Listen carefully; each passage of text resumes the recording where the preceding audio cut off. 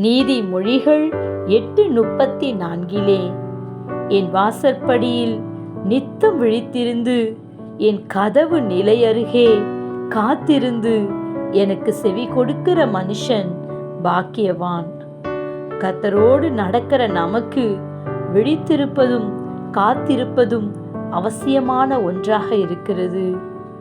ஆவிக்குரிய தூக்கம் அது தேவனை விட்டே தூரப்படுத்தி விடும். தூங்குகிற நீ மரித்தோரை விட்டு எழும்பு என்று வேதம் சொல்லுகிறது. கதவு நிலையருகே நாம் காத்திருக்க வேண்டும். கர்த்தருக்காக நாம் காத்திருக்கும் பொழுது நமக்கு புது பலனை கொடுக்கிறதாக இருக்கிறது. ஒரு வீட்டிற்கு வாசற்படியும் கதவும் எந்த அளவு முக்கியமோ அவ்வளவாக கர்த்தருடைய காரியத்திலே விழிப்பாய் இருப்பதும் காத்திருப்பதும் முக்கியமான ஒன்றாக இருக்கிறது. Have a nice day. God bless you.